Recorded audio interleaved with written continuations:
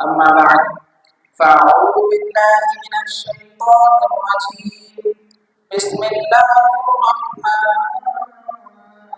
الرحيم ولنبلونكم بشيء من الخوف والجوع ونقص من الأموال والأنفس والثمرات وبشر الصابرين صدق الله العظيم وبلغ رسوله النبي الكريم.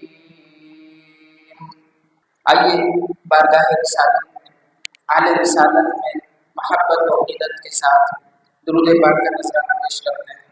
اللهم صل على سيدنا ومولانا محمد وعلى آله وأصحابه وذرياته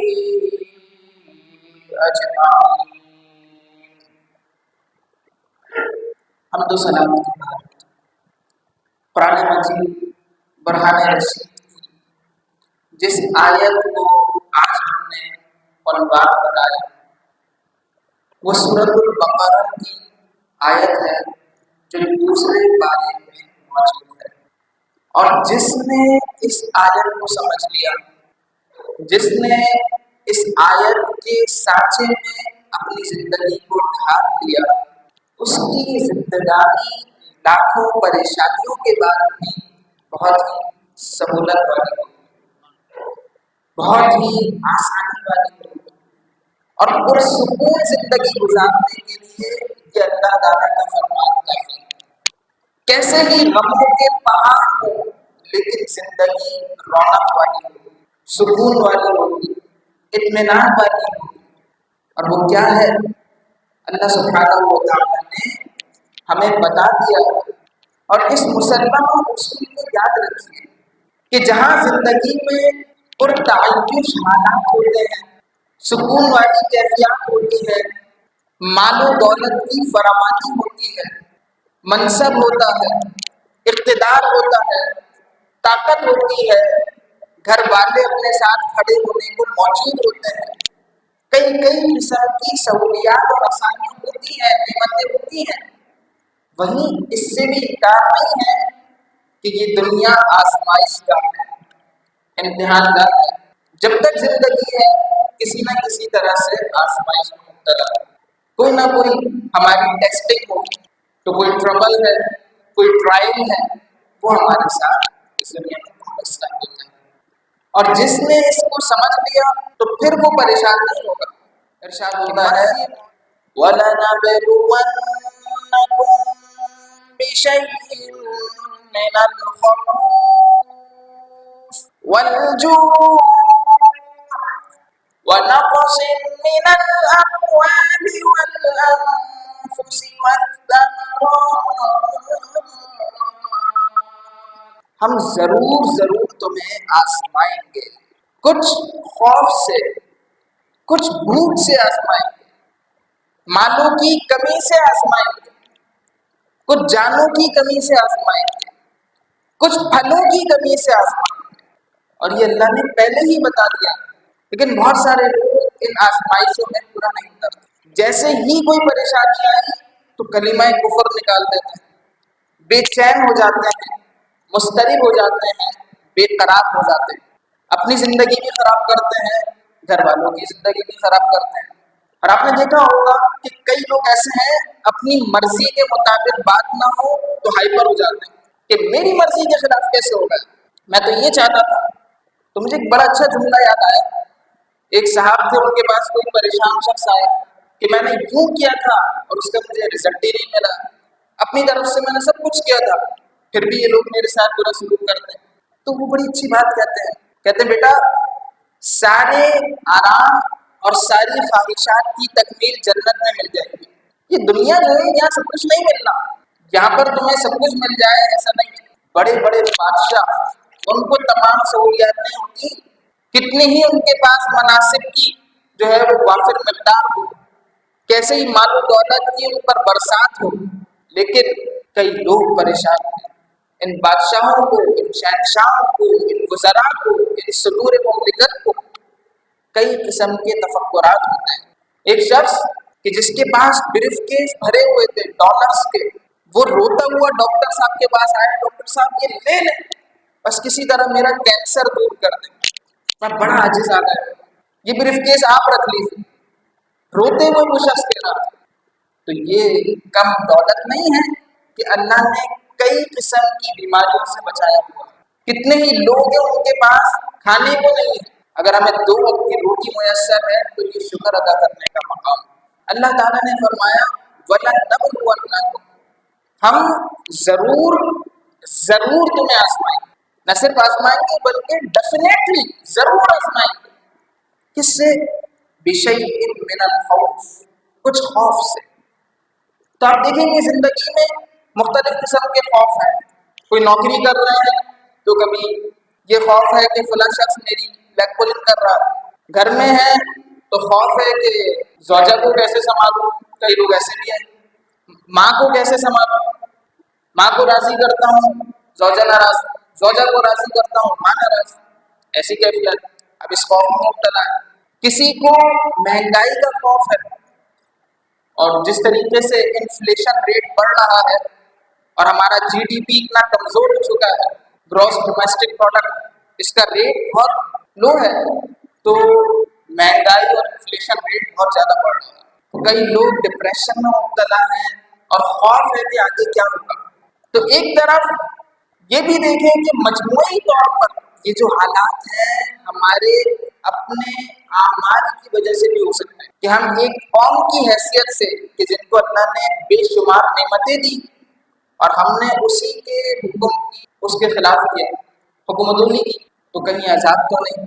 یہ شدید گرمی، مہنگائی کا طوفان، ایسے حکمران، یہ ساری چیزیں کہیں ہمارے شامت اعمال کی وجہ سے تو نہیں؟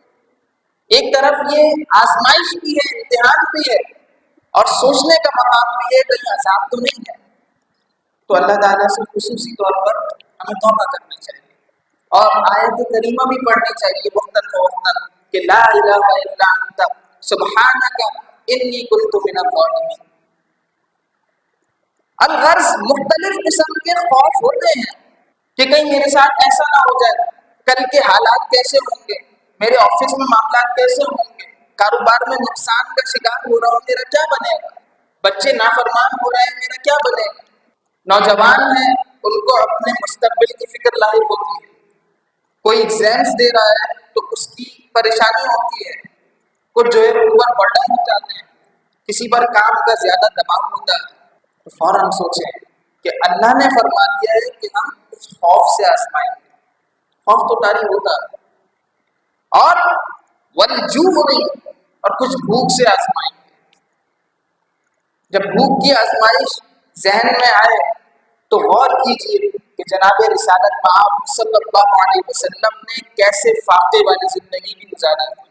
اللہ تعالیٰ نے خزائن عطا فرما دی، اعطیت مفاتیح الخزائن کما قال علیہ السلام، خزانے کی چابیاں حضور کو دے دی، اور حالت یہ ہے کہ حضور مسجد میں موجود ہیں، صحابہ دیکھتے ہیں کہ آقا علیہ السلام اپنا ہاتھ آگے بڑھا رہے ہیں اور پیچھے ہو جاتے ہیں، یا رسول اللہ ہم نے نماز کی حالت میں آپ کو دیکھا، آپ نے ہاتھ آگے بڑھایا اور پھر نیچے کر دیا، بات کیا ہے، معاملہ کیا ہے یا رسول اللہ، ماجرا کیا ہے؟ آج ہم نے ایک الگ ہی منظر دیکھا۔ آج آپ یہاں نماز پڑھ رہے ہیں اور امام صاحب نماز میں ہی ہاتھ آگے بڑھا کر اوپر کریں تو سب بالکل بے چین ہو جائیں گے، آج کیا ہو گیا بھائی، امام صاحب نے ہی کیا کر دیا؟ لیکن وہ آقا علیہ السلام تھے۔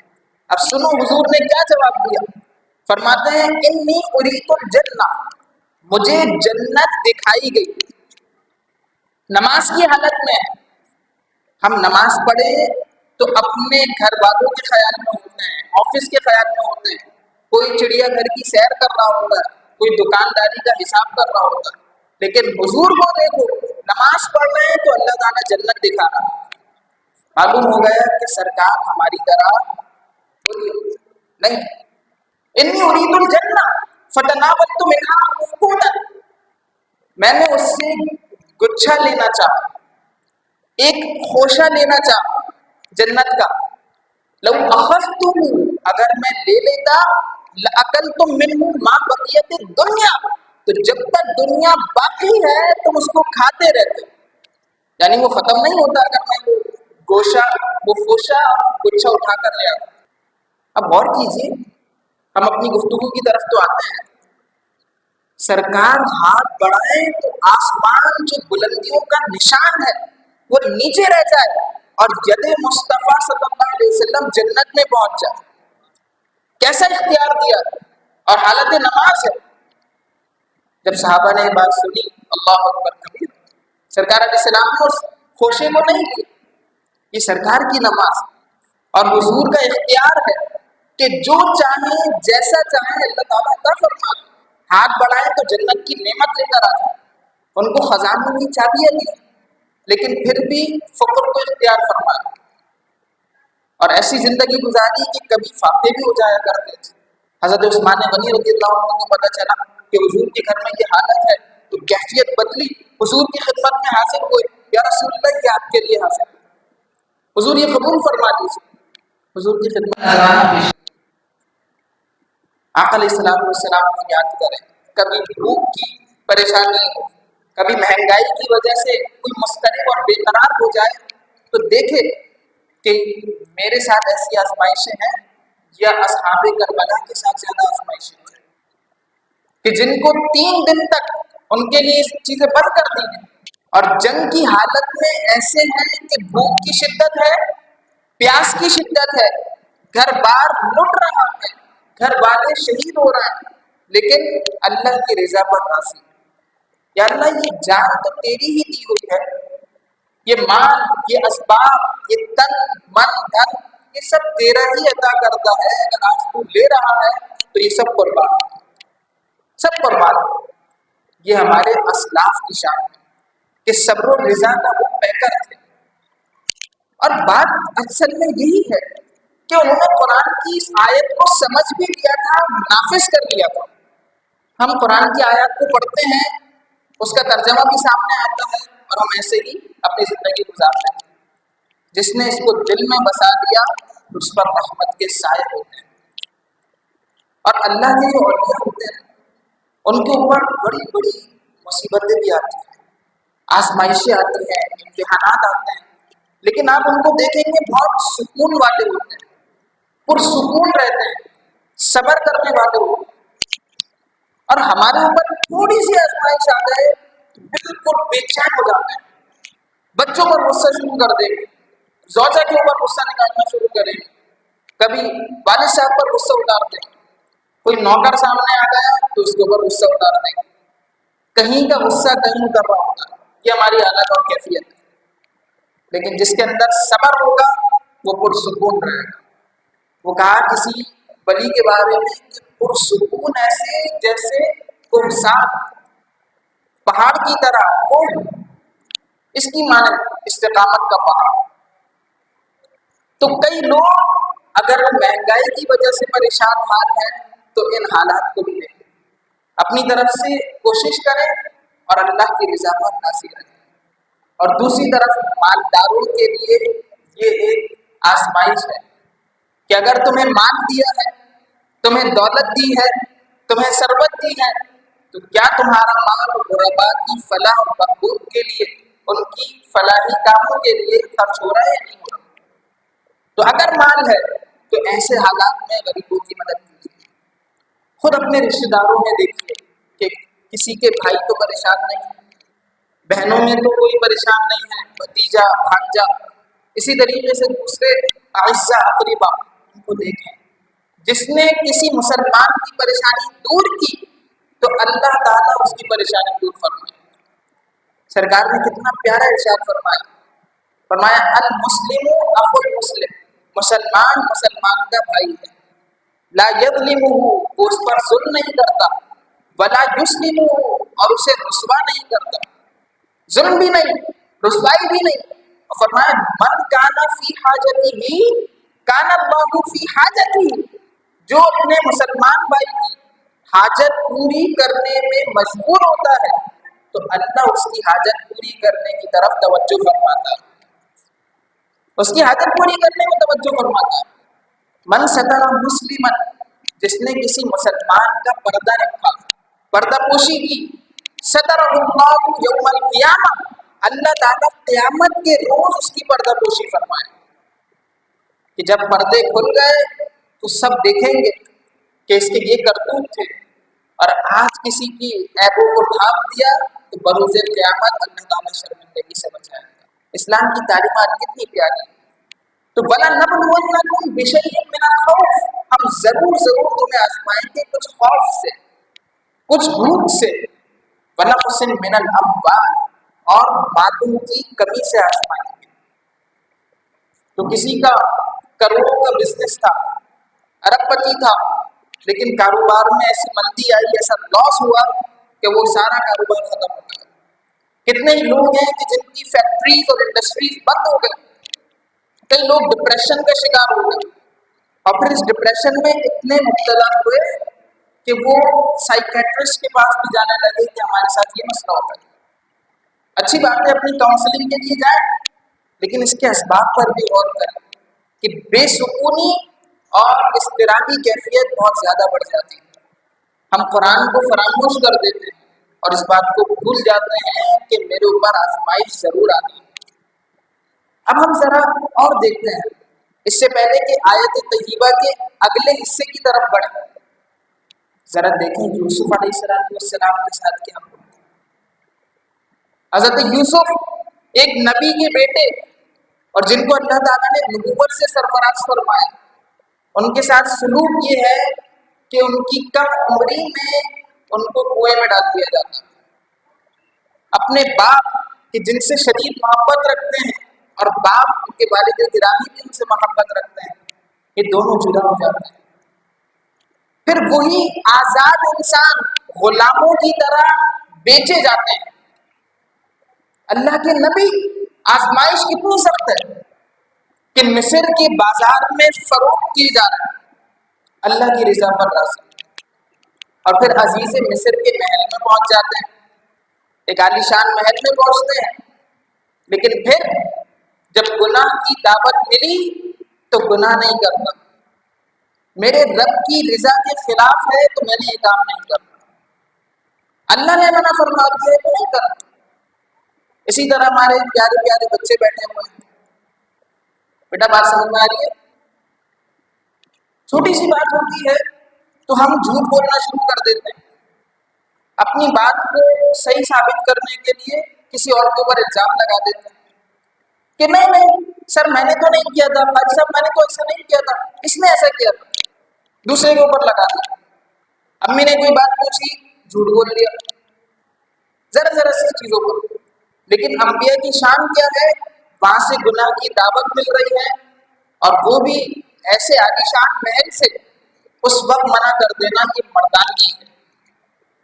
اور پھر الزام لگایا جاتا ہے. آج لوگوں پر الزام لگتا ہے تو پریشان ہو جاتے ہیں.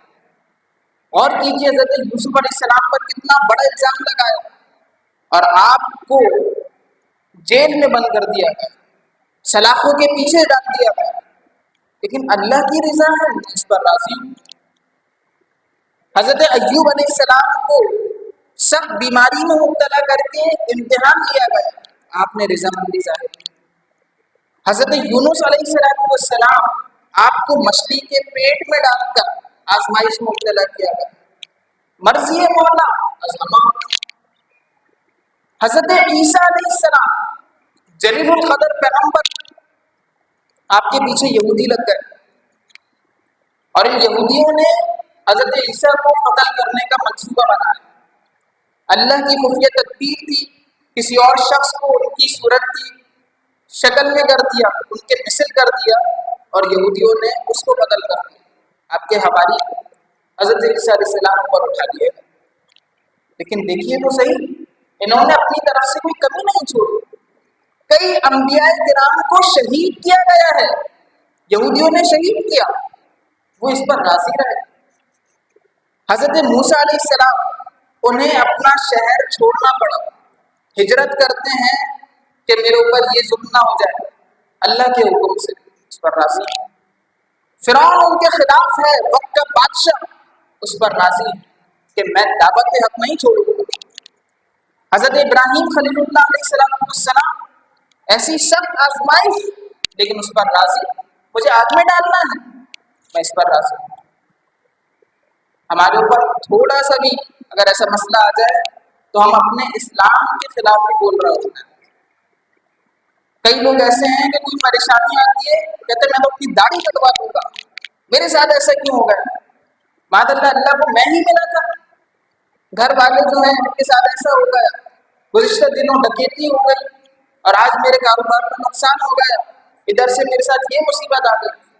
نمازیں تک پڑھنا چھوڑ دیتے ہیں، اللہ تعالیٰ سے متنفر کہ میں ہی ملا تھا ان ساری چیزوں کے لیے معاذ اللہ۔ دیکھیے ابراہیم علیہ السلام کو کہ اللہ کی رضا پر کیسے راضی ہیں کہ آگ میں ڈالا جانا ہے، کوئی بات نہیں ڈال دیے گئے۔ ادھر سے حکم خداوند کیا ہے یا نار کونی بردا وسلام علی ابراہیم، اے آگ اے نار ابراہیم علیہ السلام پر ٹھنڈی ہو جا اور سلامتی والی ہو جا۔ جو اس کی رضا پر راضی ہوتا ہے تو امتحان گزرنے کے بعد سلامتیاں ہی سلامتیاں اس کے لیے ہوتی ہیں، اور امتحان میں بھی جو صبر کرتا ہے تو اس وقت بھی سلامتی ہوتی ہے۔ تو کیسا پیارا دین ہے، ہمیں آزمانا تو ہے۔ نمرود کے سامنے کھڑے ہیں، کوئی بات نہیں، حضور علیہ السلام اپنے دور کے فرعونوں کے سامنے کھڑے ہیں، اب آپ کے خلاف بری باتیں ہو رہی ہیں، آپ کو جادوگر کہا جا رہا ہے۔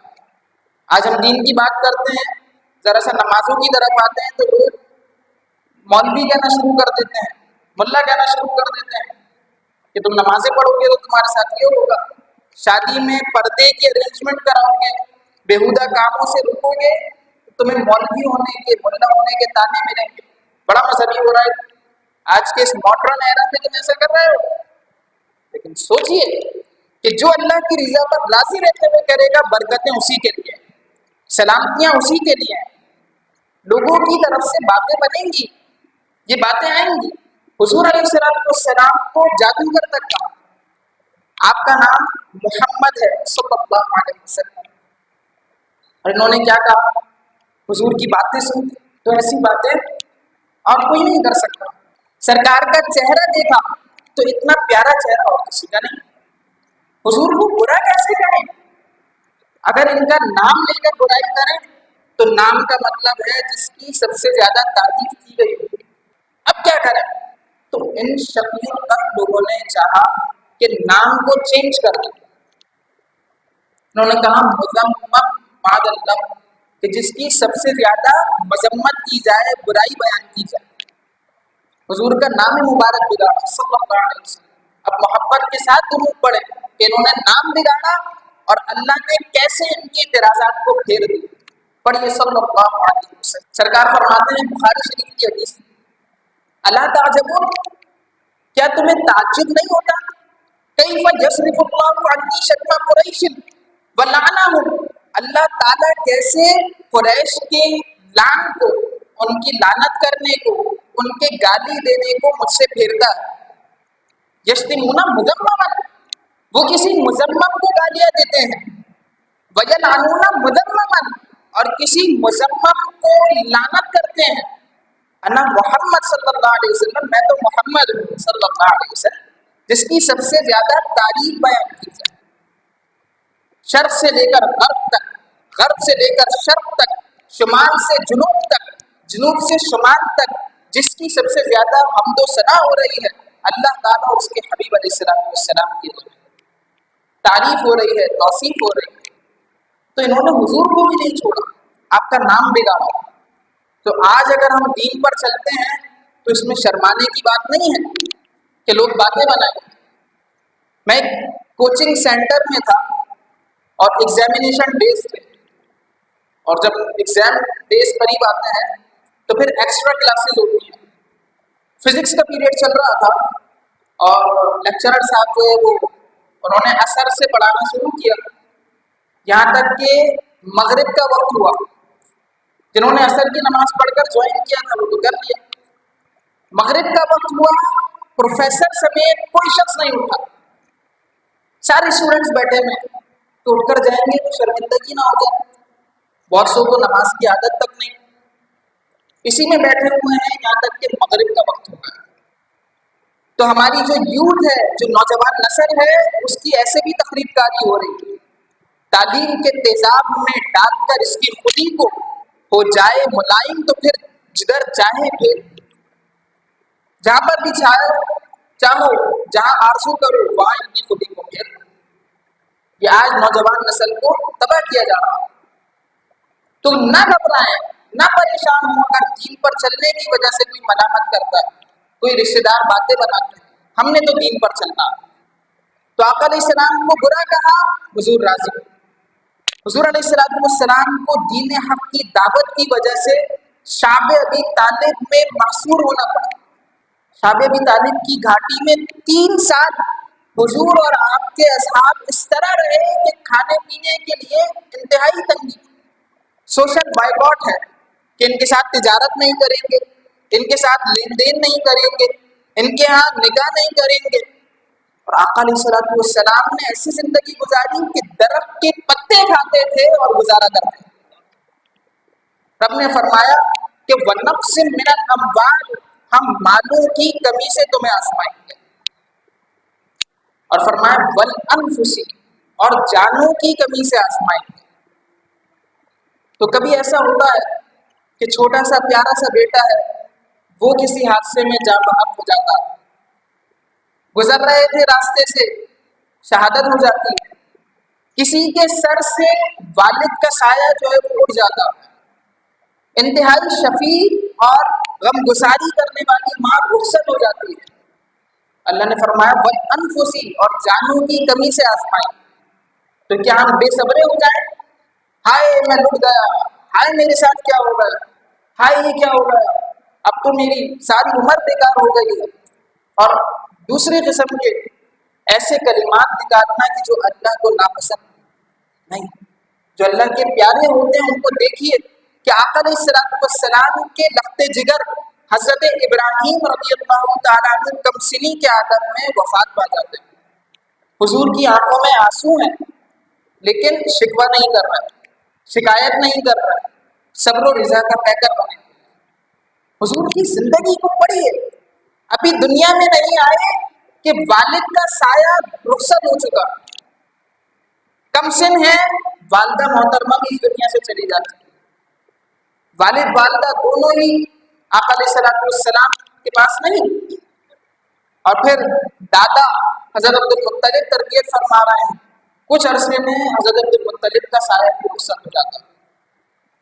قریش کے اور مکے کے اس جاہلیت کے دور میں آقا علیہ السلام کے سر سے بڑے بڑے سائے رخصت ہو گئے، لیکن اللہ کی رضا پر پھر بھی راضی۔ رشتہ ازدواج میں منسلک ہوتے ہیں، وحی آتی ہے، لوگ برخلاف بولتے ہیں، اس پر راضی ہیں۔ طائف میں حضور پر پتھر برسائے جاتے ہیں، حضور راضی ہیں۔ آپ کے کمسن شہزادگان، ان کا وصال ہوتا ہے، حضرت ابراہیم، حضرت قاسم، حضرت طیب، حضور اس پر راضی ہیں۔ آپ کی صاحبزادی حضرت رقیہ کا وصال ہوتا ہے، حضور راضی ہیں۔ حضرت ام کلثوم کا وصال ہوتا ہے، حضور راضی ہیں۔ آپ کو کہا جاتا ہے کہ آپ بے نشان رہیں گے، آپ کی تو اب نسل نہیں چل سکتی، آپ کے تو صاحبزادے کوئی نہیں بچے، حضور اس پر بھی راضی ہیں۔ اور اللہ فرماتا ہے اِنَّا أَعْطَيْنَاكَ الْكَوْثَرَ فَصَلِّ لِرَبِّكَ وَانْحَرْ إِنَّ شَانِئَكَ هُوَ الْأَبْتَرُ۔ آخر میں فرما دیا کہ آپ کا جو دشمن ہے وہی بے نام و نشان۔ آج ابو لہب کی اولاد میں کوئی آپ کو نہیں ملے گا، ابو جہل کی اولاد میں کوئی نہیں ملے گا، یزید کی اولاد میں کوئی نہیں ملے گا۔ اگر ملے گا اور تعظیم کے ساتھ ملے گا تو حضور نبی پاک صلی اللہ علیہ وسلم کی آل میں سے لوگ ملے گا۔ یہ اللہ تعالیٰ نے خاص کرم فرمایا۔ تو حضور نے صبر و رضا والی زندگی گزاری۔ پھر اور آگے بڑھیے، آقا علیہ السلام پر عرصہ حیات تنگ کیا جا رہا ہے، راضی ہیں۔ 13 سال مکے کی زندگی ایسے گزاری کہ لوگ آپ کے شدید مخالف ہیں، یہاں تک کہ وہ مکہ جو بڑا پیارا تھا، جہاں پر آپ نے اپنے بچپن کا زمانہ گزارا تھا، ساری یادیں وابستہ ہیں، وہاں سے نکلنے پر مجبور کیا جاتا، حضور اس پر بھی راضی ہیں۔ مدینہ پہنچتے ہیں، وہاں پر بھی سکون نہیں لینے دیتے، 70 سے زائد جنگیں ہو رہی ہیں. اندازہ کیجئے حضور اس پر بھی راضی. آج ذرا سی پریشانی ہوتی ہے تو ہم فکر میں مبتلا ہوتے ہیں اور بے صبری کا مظاہرہ کریں. جب ہمارا مقام خندق پر جانا ہوا کہ جہاں غزوہ احزاب ہوا تھا تو ادھر چلنا دشوار ہو رہا تھا اس مسجد کی جانب جہاں سرکار نے دعا فرمائی تھی. آج بھی اللہ تعالیٰ ہم سب کو مدینہ المنورہ لے جائے، باادب حاضری نصیب ہو. تو پہلے یہ زیارت کا مقام کھلا ہوا نہیں تھا، اب جا سکتے ہیں غزوہ خندق کے مقام پر. تو جب ہم وہاں پر گئے تو اس مسجد کی طرف بڑھنا مشکل ہو رہا تھا کہ جہاں سرکار علیہ السلام نے خاص دعا فرمائی تھی. اس وقت مشکل ہو رہا تھا کہ جب کافی سہولتیں ہیں تو میں سوچنے لگا کہ آقا علیہ السلام نے تو خندق بھی کھودی تھی، صحابہ کرام کھود رہے تھے، اور حالت یہ تھی کہ پیٹ پر پتھر باندھا ہوا تھا کہ بھوک جو ہے وہ زیادہ نہ لگے. اتنے مال و اسباب کی کمی، لیکن اللہ کا دین غالب رہے، اس کا نظام نافذ رہے، اس کے لیے قربانیاں پیش کیے جا رہے ہیں کہ ہم قربانیاں دیں گے. اور جب صحابہ حضور کی بارگاہ میں آتے ہیں، یا رسول اللہ کیفیت یہ ہے، پیٹ پر پتھر ہے. حضور علیہ السلام دکھاتے ہیں تو صحابی کے پیٹ پر ایک پتھر، آقا علیہ السلام کے پیٹ پر دو دو پتھر موجود تھے. اس طرح اپنی گرمی اپنے بھوک میں صبر کا مظاہرہ کر رہے تھے. اور پھر اللہ کی مدد آئی، نصرت آئی، وہ فتح یاب ہو گئے. اللہ تعالیٰ نے نصرت عطا فرمائی. آج بھی وہاں جائیں تو متعدد مساجد موجود ہیں، اور خاص طور پر وہ مسجد ہے جہاں حضور نے دعا فرمائی تھی. حضور پھر بھی راضی. تو اسلام ایسے ہی غالب نہیں آیا، بلکہ اکابرین نے، انبیاء کرام علیہ السلام نے قربانیاں دی. تو جب اپنے اوپر کوئی مصیبت آئے، کوئی پریشانی آئے، تو سوچ لیں کہ کیا یہ اس سے بڑھ کر ہے جو حضور پر آئی تھی؟ کیا یہ اس آزمائش سے بڑھ کر ہے جو اصحاب کربلا پر آئی تھی؟ تو ہم کیوں بے صبری کا مظاہرہ کریں؟ تو فرمایا وقت ہمارا، اور کچھ پھلوں کی کمی سے آزمائیں گے کہ پھلوں کی کمی ہے، اولاد کی بھی کمی ہے، اس سے بھی آزمایا جائے. لیکن پھر بہت پیارا درس دیا کہ آزمائش ہوگی، امتحان ہوگا. تو اب ذرا مجھے بتائیے امتحان کے بعد ہوتا کیا ہے؟ بتائیے. ہمارے بچے یہاں پر موجود ہیں، تو پیارے بچوں آپ مجھے بتائیے امتحان کے بعد کیا چیز ملتی ہے؟ رزلٹ ملتا ہے. ہم ویٹ کرتے ہیں کہ کب رزلٹ آئے گا، امی ابو کے ساتھ جائیں گے اور پھر جو کامیاب ہیں ان کو انعام ملیں گے. تو اتنی بڑی بڑی آزمائشیں ہونی ہیں، ہمارے لیے امتحانات رکھے گئے ہیں، تو کیا اس کا کوئی رزلٹ اور نتیجہ نہیں ہوگا؟ رزلٹ یہ ہے، اللہ نے فرمایا وَبَشِّرِ الصَّابِرِينَ، اور خوشخبری دے دیجئے صبر کرنے والوں، جنہوں نے صبر کیا، اس امتحان میں پورے اترے، ان کو خوشخبری سنا دیجئے. ان کی شان یہ ہے کہ الذین اذا اصابتهم مصیبہ، یہ وہ لوگ ہیں کہ جب ان کو کوئی مصیبت پہنچے تو قالوا انا للہ وانا الیہ راجعون، تو کہتے ہیں کہ ہم اللہ کے لیے ہیں اور اسی کی طرف ہم لوٹنے والے ہیں. اولئک علیہم صلوات من ربہم ورحمہ، ان کے لیے اللہ کی طرف سے رحمت کا بیان فرماتے ہیں. ایک بات تو یہ ہے نا کہ ہم آپس میں ایک دوسرے کی خوبی بیان کریں، اس سے بڑھ کر کمال یہ ہے کہ اللہ خود خوبی بیان فرمائے. ہم کہیں کہ تمہیں کامیابی مل گئی، لیکن جس کو اللہ کہے کہ تمہیں کامیابی مل گئی، جس کو ہدایت یافتہ اللہ قرار دے، اس سے بڑھ کر کوئی کامیاب ہوگا؟ بولیے. ایسے لوگوں کے لیے فرمائے کہ وَأُولَٰئِکَ هُمُ الْمُهْتَدُونَ، یہی لوگ ہدایت پانے والے ہیں. ہدایت چاہیے تو ایسی زندگی گزارو جو قرآن کے سانچے میں ڈھلی ہوئی، تو پھر دیکھو گے کہ زندگی میں بھی کامیابی ہے، آخرت میں بھی تمہارے لیے کامیابی ہے. تو اپنے اوپر کنٹرول، سیلف کنٹرول جسے آ گیا تو وہ بہت بڑا بادشاہ ہے. ہمیں اپنے اوپر کنٹرول نہیں ہوتا، تھوڑی سی بات ہوئی اور ہم اگریسو ہو جاتے ہیں، غلط قسم کی باتیں کرتے ہیں. تو سیلف کنٹرول ہو، اور پریشانی آئے تو تو اس آیت کو یاد رکھیں۔ گھر بار میں کوئی پریشانی ہو گئی، راستے سے گزر رہے تھے، موبائل چوری ہو گیا، خدا نہ خواستہ ڈاکو آ گئے، تو سوچیں کہ ہمارا صرف اتنا سا نقصان ہوا ہے۔ اہل فلسطین کو دیکھیں کہ ان کے پورے گھر تباہ کر دیے گئے، ان کے بچوں کو شہید کر دیا گیا، کسی کی ماں کا سایہ رخصت ہو چکا ہے، کسی کی وہ نومولود بچی جو گود میں تھی ایک فائرنگ ہوئی اور وہ شہید ہو چکی۔ ایسی کیفیت میں وہ زندگی گزار رہا ہے۔ اور میں نے وہ ویڈیو دیکھی کہ ایک پیارا سا بچہ وہ اسی سورۃ البقرہ کی آیت اپنے گھر کے ملبے کے اوپر بیٹھ کر پڑھ رہا کہ وَلَنَبْلُوَنَّكُمْ بِشَيْءٍ مِّنَ الْخَوْفِ، ہم ضرور تمہیں کچھ خوف سے آزمائیں گے، وَالْجُوعِ اور کچھ بھوک سے آزمائیں گے، وَنَقْصٍ مِّنَ الْأَمْوَالِ اور کچھ مالوں کی کمی سے آزمائیں گے، وَالْأَنفُسِ اور کچھ جانوں کی کمی سے آزمائیں گے، وَالثَّمَرَاتِ اور کچھ پھلوں کی کمی سے آزمائیں گے، وَبَشِّرِ الصَّابِرِينَ اور صبر کرنے والوں کو خوشخبری سنا دیجیے۔ یہ اہل فلسطین کا بچہ تلاوت کر رہا تھا گھر کے ملبے کے اوپر بیٹھ کر۔ اور اس آیت پر غور کریں تو جتنی باتیں بیان ہوئی ہیں یہ تمام باتیں ہمارے مسلمانوں کے اوپر آ رہی ہیں۔ جتنے فلسطینی ہیں ان سب کے ساتھ یہی کیفیت ہے، بھوک سے بھی آزمائے جا رہا ہے، جانوں کی کمی سے آزمائے جا رہا ہے، مالوں کی کمی سے آزمائے جا رہا ہے، پھلوں کی کمی سے آزمائے جا رہا ہے، خوف کی کیفیت سے آزمائے جا رہا ہے۔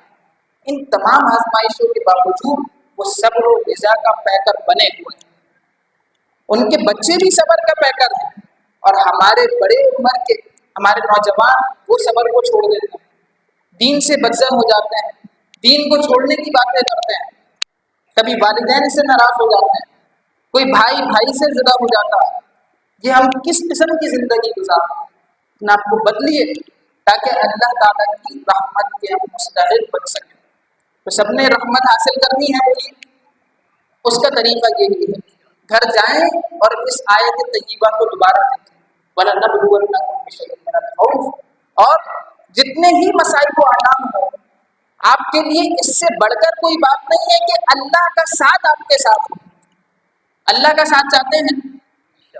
آج اگر کسی کمشنر کا ہاتھ سے مل جائے تو بڑے خوش ہوتے ہیں، کسی وزیر سے دوستی ہو جائے تو پھولے نہیں سماتے، ابھی ایک فون کروں گا تو میں پتہ چل جائے گا، سمجھ کر بات کرنا مجھ سے۔ اور جس کو اللہ کا ساتھ مل جائے وہ خوش نہیں ہو۔ اللہ کا ساتھ کیسے ملے گا؟ فرمایا ان اللہ مع الصابرین، بے شک اللہ صبر کرنے والوں کے ساتھ ہے۔ اللہ تعالیٰ ہم سب کو توفیق عمل عنایت فرمائے، آمین بجاہ خاتم النبی۔